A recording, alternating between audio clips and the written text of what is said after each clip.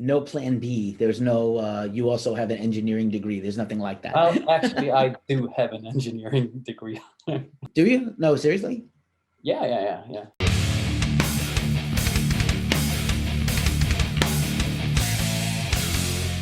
Great pleasure to welcome in Olaf from Enforcer. How are you doing, man? Doing pretty great. How are you doing Well, yourself? I'm okay for the end of the world. We're Yeah, hanging in there pretty well. Fortunate to still have music to talk about and artists yeah. to talk with. So thank you for being here today. Thank you Um, for inviting me, man. yeah, so you got an awesome live album coming out on your label, Nuclear Blast. I just saw you guys. I always tell people that your band is a band you have to experience live. The albums are awesome, but live is really what you guys do best. It's who you are. I think you're wonderful Yeah, I think entertainers. yeah, I think the music really comes to life. It's almost like the band was Sorry, made for was that a shows. question? I think it was a statement.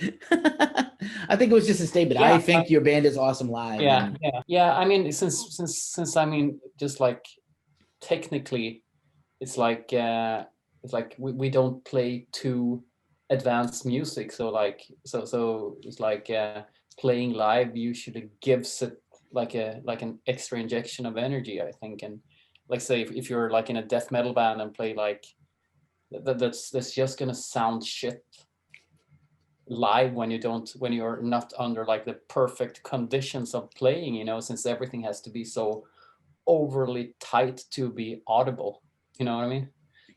But for us, like if we're a little bit more like offbeat, or if we're just a little bit like, it will only make the music sound more energetic and better. right on. Yeah, Listen, different tastes for different people. I love death metal. I love doom yeah. metal. They're all different vibes. You go. I saw you guys last on tour. I mentioned with Warbringer, and it was a hot, sweaty day, and it was really packed, and everybody was moshing and singing and screaming and freaking out, and it was great. And then I think like a week later, I saw a doom metal show there, like Church of Misery, and it was just like a lot of this, just very Yeah. slow, nobody moving and no air in the place also, and different vibes. But I feel Yeah, like heavy metal is still where the fun lives in rock and metal, you know what I'm saying? yeah. I think so too. That's probably the reason why we're doing it. I mean, for me, this is like the best of metal. Like heavy metal is, according to me, the most extreme subgenre, the most energetic subgenre, and the most heavy subgenre of all the different metal subgenres, if you ask me. I was asking you. Awesome. And I think it says a lot about you guys. It's not like, oh, we played a whole different set list in every city and we compiled this thing. This album is recorded in Mexico live. You guys play a typically very long set of songs, always very entertaining, co-headlining or headlining, opening, whatever. You guys do what you do.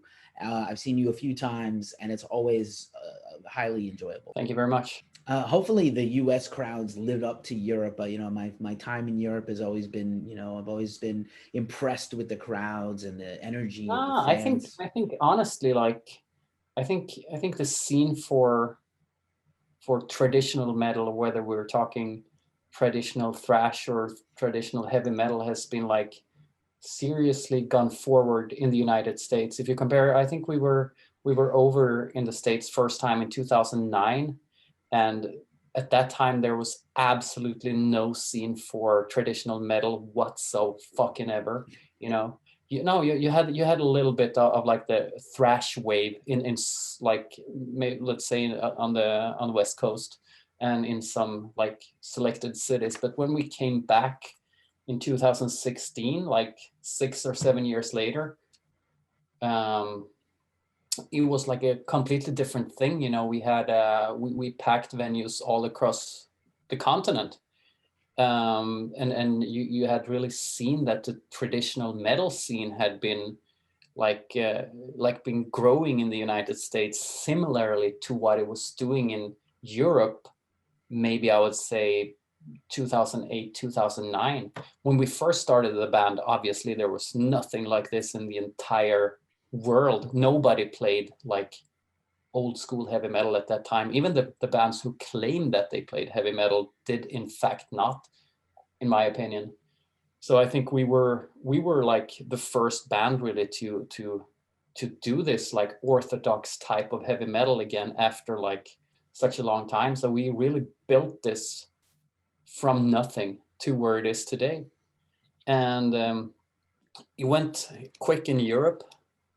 Like just within a few years, we went from playing in front of nobody to actually pull pretty decent crowds. And like when we came back to the United States, we saw that same thing has happened in the United States, that you actually had a growing scene for traditional heavy metal. And you also have been having emerging bands within this genre since at least the mid 2010s, which is pretty cool.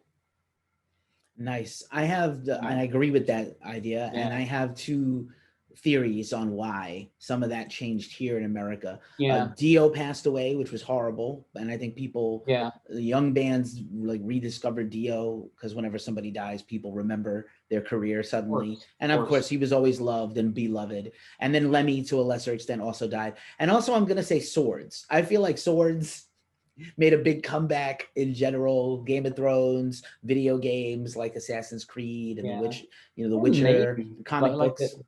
like from the image side, I guess, but perhaps, or it's just like a thing that finally you Americans also started to get like tired of like baggy camo like pants and chugga chugga riff and screaming rapcore dudes. It's like just like we did in Europe.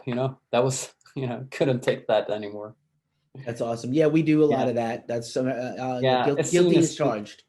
I know, and it's like every local opener is one of those bands.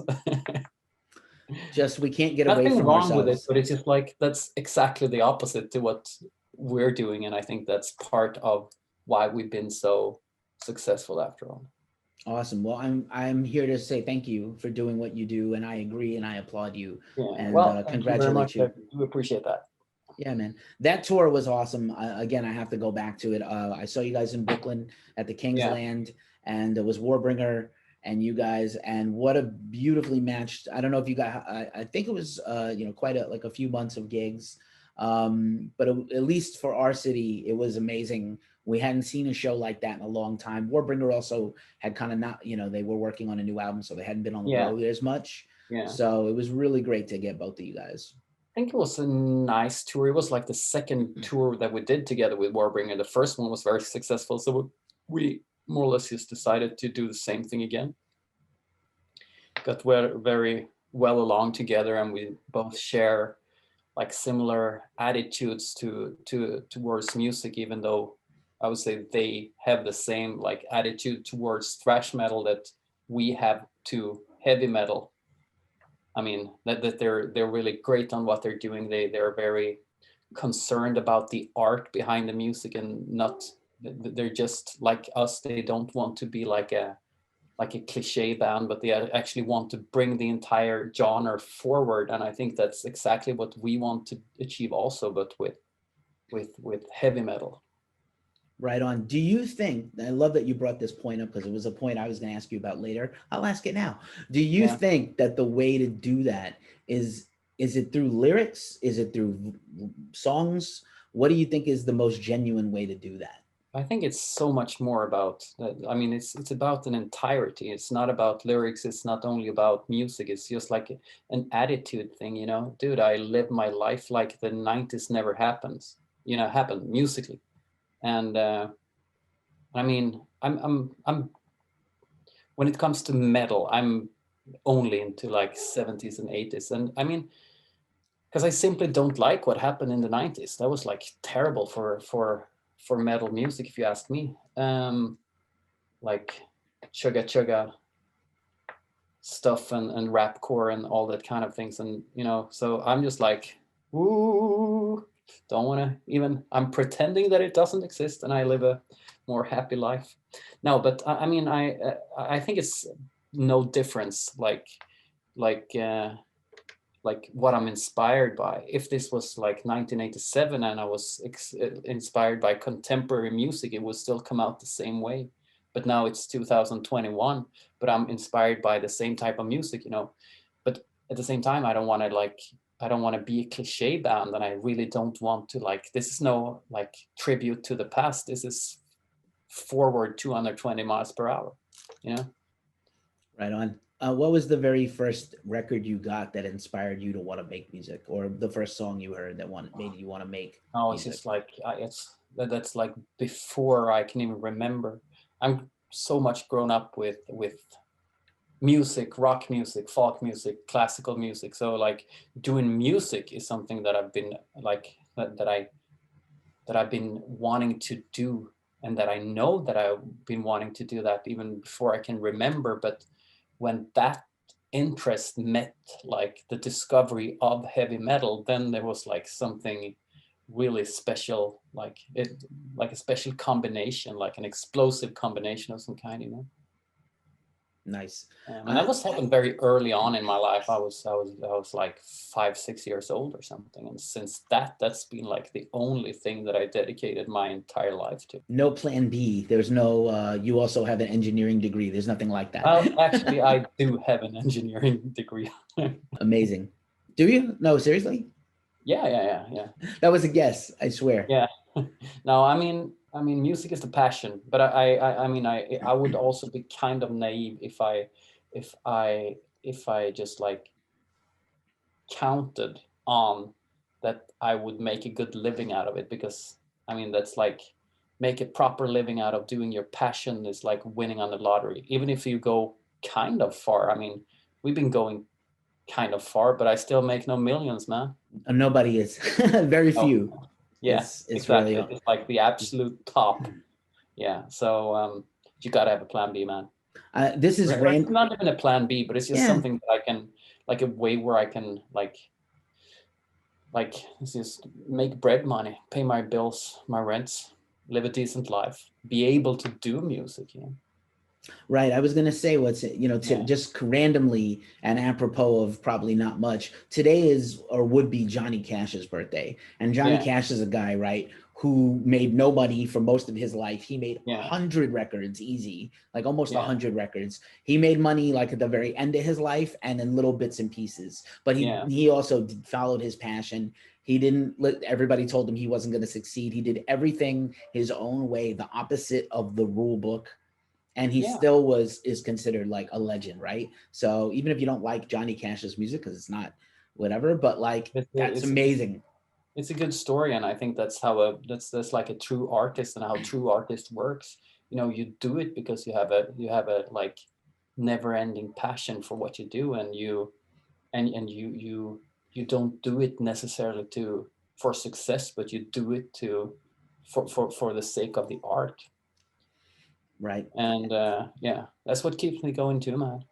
Nice. And then I was going to say along the same lines, I think heavy metal has gotten a bad rap over the years, that it can be fun and it could be about partying, but it wasn't to be taken seriously. And I recently interviewed Wolf from Accept, right? Just been 50 years in that band, almost 45 years. And he's like, we do what we do. We made another record just like the last 30 records, and the same thing with Scorpions. Those guys are still making new music. Maybe they took a left turn or a right turn somewhere, winds of change or whatever, but like pretty much the same band for all these decades. I think, and nobody would question their talent or the quality of most of their records. Same thing with Accept. Almost all good records, very few bad, almost no bad Accept records in my mind. Maybe one I don't love, and the rest are awesome. Yeah, no, I agree.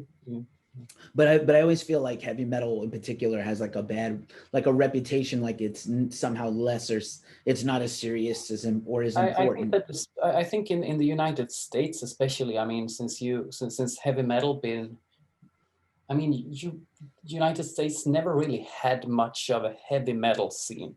So you had like the hair bands, like that got like blamed for, that was close to heavy metal, like many of those hair bands, but it wasn't like quite heavy metal. But we like in Europe, we had like the serious heavy metal, the real heavy metal. You had like a scene in almost every country where like heavy metal was not about like sunshine and hairspray and fucking girls and partying. It was about fucking serious shit, you know. It was dark, it was heavy, it was satanic, you know.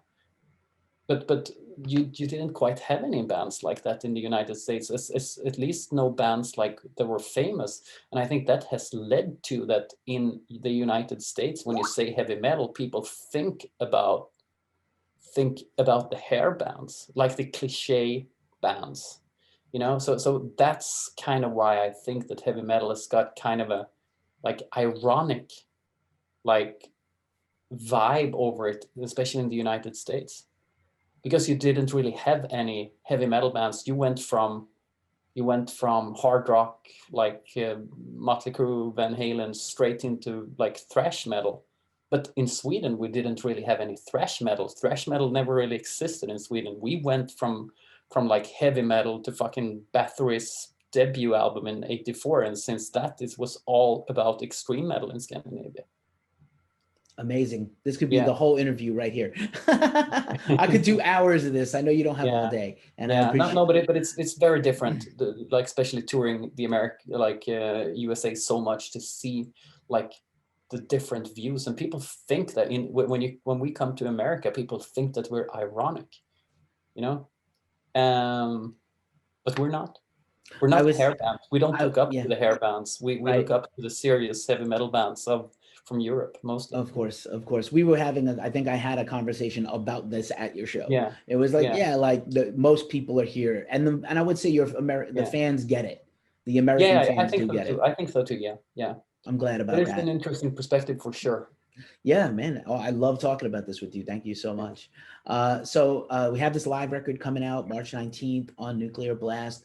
And then you have live dates booked. I hope you get to play them. I know it has to be probably the longest period of time you have been off the road in your career so far. But it's not only been bad, it's been pretty good actually to like be able to see things a little bit from the distance, get back to like in a creative mode, and be able to focus on, like I said in the beginning, the creative side of being in a band. So not necessarily about all the stress, about all the fucking logistics and shit you have to deal with. Right. So it's been a good year actually. I will look back at 2020 as a good year after all, a calm year, like a good for the mind, you know.